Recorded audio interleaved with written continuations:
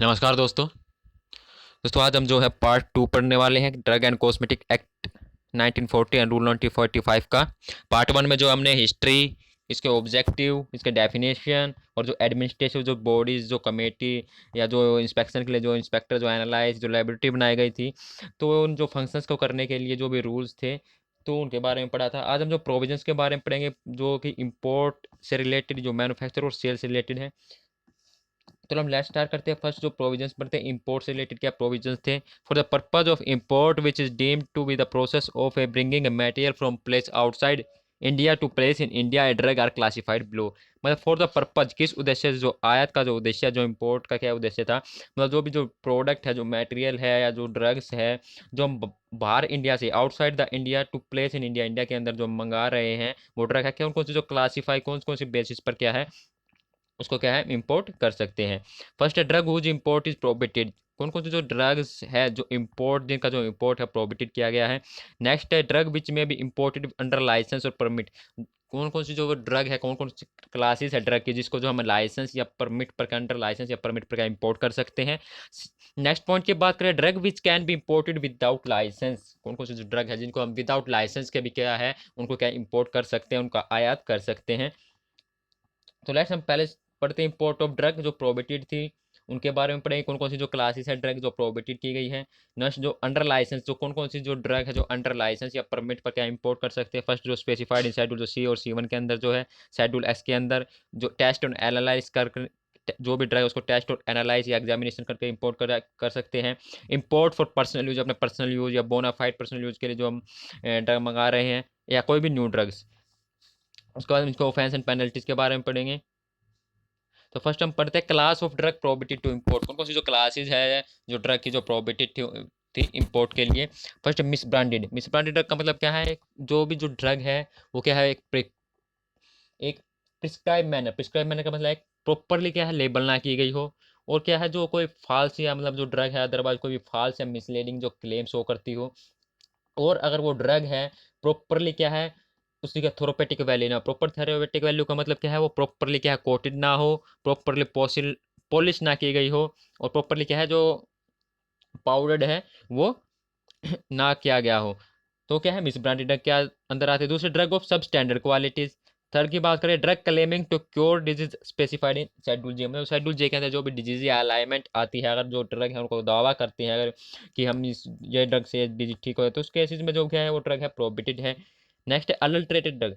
Adulterated drug का मतलब क्या है, जो भी ड्रग है अगर कोई भी कोई फीदी या डिकम्पोज सब्सटेंस है उसके अंदर मिलाया गया है तो उस टाइप की जो ड्रग है वो हम प्रोहिबिटेड की गई है इंपोर्ट के लिए। अगर वो कोई भी हार्मफुल या टॉक्सिक सब्सटेंस शो कर रही है, इंजीरियस है हमारे हेल्थ के लिए, मतलब प्रॉपरली पैक में क्या है कंटेनर में पैकेज ना की गई हो, तो ये सब क्या है जो एडल्ट्रेट ड्रग कहलाती है जो कि प्रोहिबिटेड की गई है इंपोर्ट के लिए।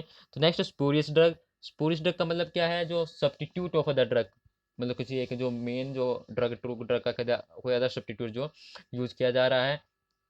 Drug which bear name of the drug की ड्रग उसके प्रॉपरली जो नेम है उसके नेम से ना बेचकर किसी दूसरे नाम से उस ड्रग को बेचा जा रहा है, तो उस टाइप की जो ड्रग है वो क्या प्रोहिबिटेड है इंपोर्ट के लिए। नेक्स्ट है patent and proprietary medicine which true formula is not disclose. जो भी पेटेंट या प्रोप्राइटरी मेडिसिन है जो जिनका जो ट्रू फॉर्मूला है डिस्क्लोज ना किया हो, जिनका जो प्रॉपर जो क्वांटिटी है जो इंग्रेडिएंट है वो डिस्क्लोज ना की गई हो, तो उस टाइप के जो ड्रग या प्रोडक्ट्स है उनको क्या है प्रोहिबिटेड किया गया है। नेक्स्ट ड्रग विच में भी इंपोर्टेड अंडर लाइसेंस और परमिट। कौन कौन सी ड्रग के जो क्लासेस जो इंपोर्ट कर सकते हैं लाइसेंस या परमिट के आधार पर। फर्स्ट है अंडर लाइसेंस या permit, schedule CC1 drug, schedule X drug, drug which imported from examination test और एनालाइज विदाउट लाइसेंस। कौन कौन सी जो कंडीशंस है इनके अंदर फॉलो किए गए सभी के बारे में पढ़ेंगे, शेड्यूल CC1 के बारे में भी एक्स के बारे में। तो फर्स्ट हम शेड्यूल जो है CC1 के बारे में पढ़ते हैं। The import of the biological drug CC1।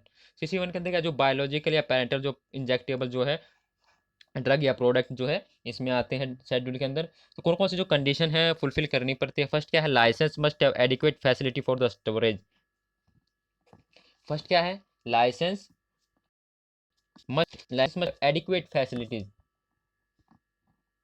For the storage.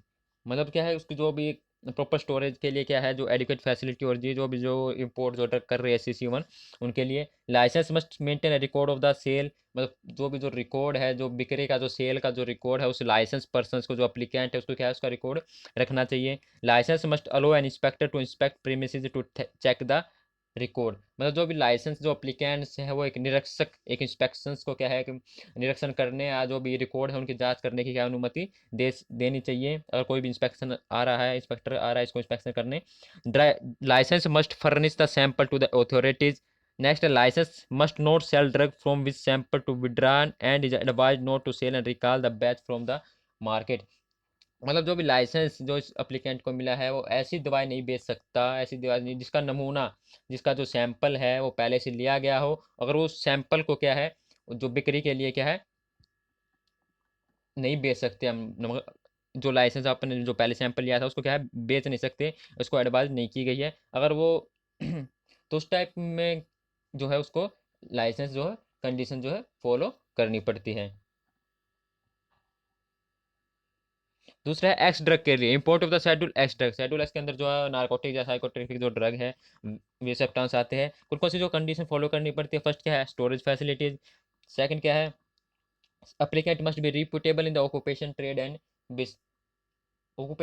and business। Next है the licence granted even before should not be suspended और कैंसिल, मतलब जो licence granted even before should not be suspended और cancel, licence जो उसके पास पहले से था वो क्या है सस्पेंडेड और कैंसिल हुआ नहीं होना चाहिए। नेक्स्ट है the licence has not been convicted any offence under the drug and cosmetic, जो भी लाइसेंस जो पर्सन जो अप्लीकेंट है उसने कोई भी जो कन्वेक्टेड या ऑफेंस नहीं किया होना चाहिए पहले से ही, कोई भी ड्रग या कॉस्मेटिक एक्ट या narcotic and psychotropic substance act के तहत अगर कोई भी क्या उसे कन्वेक्टेड या ऑफेंस नहीं किया होना चाहिए अगर वो इम्पोर्ट मंगा रहा है शेड्यूल एक्स ड्रग को। तो next drug imported for examination test और एनालिसिस, तो कौन कौन सी कंडीशन जो फुलफिल करनी पड़ती है, कौन कौन सी जो शर्तें हैं।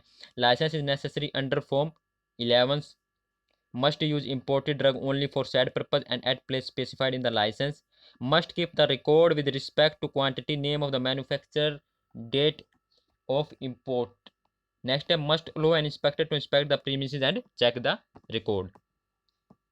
नेक्स्ट बात करते हैं जो पर्सनल यूज के लिए कौन कौन सी जो कंडीशन फुलफिल करनी पड़े। Up to 100 average dose may be imported without any permit, मतलब जो 100 एवरेज में जो डोज है वह क्या इम्पोर्ट कर सकते हैं विदाउट किसी भी परमिट्स के, प्रोवाइडेड इज एक पार्ट होना चाहिए पैसेंजर लगेज का। दूसरा है more than 100 dose import with licence, अगर 100 डोज से ज़्यादा अगर इम्पोर्ट करने चाह रहे हैं तो उसके लिए लाइसेंस होना चाहिए, उसको क्या अप्लाई करना पड़ेगा form number 12 A and 12B। Drug must be bonafide personal use, अगर वो जो बोनाफाइड पर्सनल यूज़ के लिए कोई भी ड्रग जो है इंपोर्ट कर रहा है, drug must be declare to the custom collector if so directed. अब बात करते हैं import of drug without license, मतलब विदाउट लाइसेंस जिसमें कि जो लाइसेंस की जो परमिट नहीं है, विदाउट लाइसेंस जो ड्रग हम इंपोर्ट कर सकते हैं वो substance not use for medicinal purpose, मतलब जो भी जो सब्सटेंस जो मेडिसिनल पर्पज के लिए हमें यूज़ नहीं करना तो वो क्या है इंपोर्ट कर सकते हैं। Drug in schedule C1 required for manufacturing and not for medicinal use, मतलब जो भी ड्रग है जो शेड्यूल C के अंदर अगर रिक्वायर्ड की गई मैन्युफैक्चरिंग के लिए जो इंपोर्ट कर रहे हैं तो हम क्या है विदाउट लाइसेंस इंपोर्ट कर सकते हैं, पर मेडिसिन पर्पज़ के लिए से हम नहीं मंगा सकते। सब्सटेंस मेडिसिनल यूज के लिए उसे हम नहीं मंगा सकते। Substance which are both drug and food such as, कौन कौन से जो सब्सटेंस है जैसे कि ड्रग या फूड कौन कौन से जो है विदाउट लाइसेंस जो इंपोर्ट किए जाते हैं कर सकते हैं। कंडेंस माल्ट लैक्टोज ओट्स या प्री डाइजेस्टेड फूड जैसे कि बात होगी जिंजर इसका हो गया पेपर क्यूमिन सिनामोस, जिनको जो इंपोर्ट कर सकते हैं import of drug without license. अब बात करते हैं कॉस्मेटिक की, बात करें तो कॉस्मेटिक जो प्रोहिबिटेड है to imports misbranded cosmetic हो गया, spurious cosmetic harmful ingredient not for standard qualities which content, जिनका जो पास्ट पर मिलियन जो क्वांटिटी है जो RNC के लैड जो हैवी मेटल अगर उसमें कोई ज़्यादा है जो भी कॉस्मेटिक प्रोडक्ट उसमें बना रहे तो वो क्या प्रोहिबिटेड है इंपोर्ट में।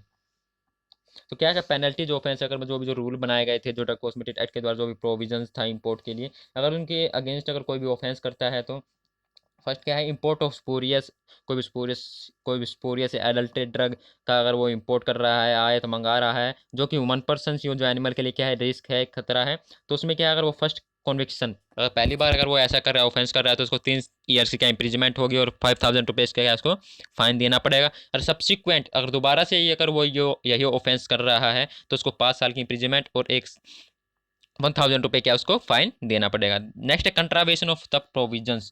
अगर स्पूरियस और अल्टरनेट के अलावा अगर कोई कंट्रावेशन कर रहा है इस प्रोविजंस के, इंपोर्ट और प्रोविजंस के अगेंस्ट, तो उसको क्या है 6 मंथ इंप्रिजमेंट होगी फर्स्ट कन्विक्शन के आधार पर। अगर दोबारा से सब्सिक्वेंट कन्विक्शन कर रहा है, ऑफेंस कर रहा है, तो 1 ईयर इंप्रिजमेंट उसको होगी और ₹1000 फाइन। अब बात करते हैं हम मैन्युफैक्चरर्स की। अब हमने बात करी प्रोविजंस रिलेटेड टू इंपोर्ट्स, मतलब जो इंपोर्ट्स, जो भी हम ड्रग का जो इंपोर्ट करना, जो भी प्रोडक्ट या जो भी सब्सटेंस का, तो वो किस किस केसेस में क्या प्रोहिबिटेड है और किस किस केसेस में जो हम लाइसेंस या परमिट के द्वारा मंगा सकते हैं, और विदाउट लाइसेंस या परमिट के द्वारा क्या है जो ड्रग है हम इंपोर्ट कर सकते हैं। अब हम मैन्युफैक्चर की बात करें। मैन्युफैक्चर क्या है? मैन्युफैक्चर ऑफ ड्रग जो है एक टोटली क्या है कंट्रोल प्रोसेस है। कंट्रोल में जो प्रोसेस चलती है, ड्रग जो है मैन्युफैक्चर की जाती है अंडर लाइसेंस। मतलब जो भी दवा का जो निर्माण, जो मैन्युफैक्चर किया है, पूरी तरह से एक नियंत्रित एक कंट्रोल प्रोसेस में किया जाता है। उस दवा का जो मैन्युफैक्चर जो निर्माण करे उसके लिए क्या लाइसेंस के तहत किया जा सकता है, लाइसेंस के तहत किया जाता है, मतलब उसके लिए लाइसेंस जरूरी है।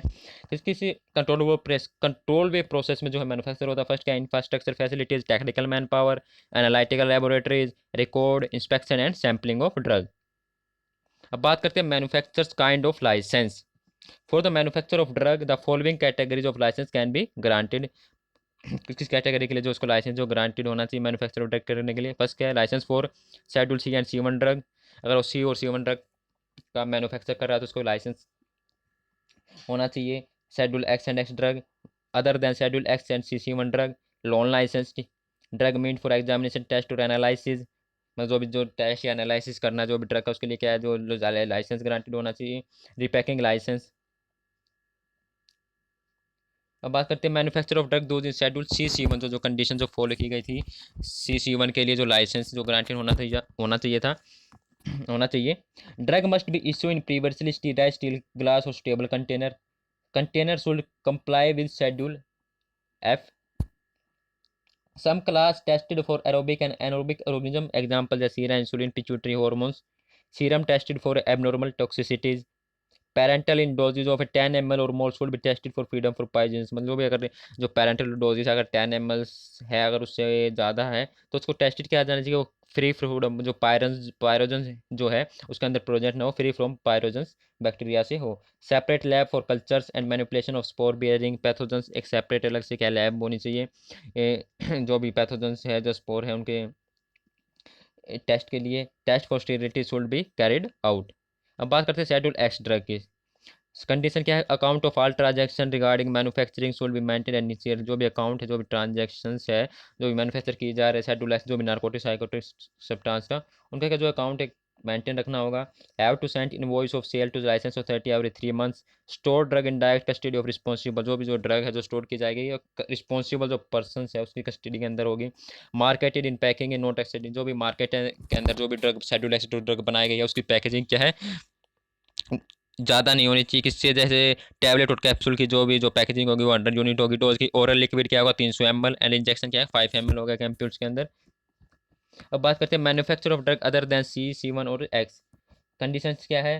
Premises should comply with schedule M's. Adequate facilities for testing separate from manufacturers. Adequate storage facilities required maintain for at least 2 year from the date of experiment,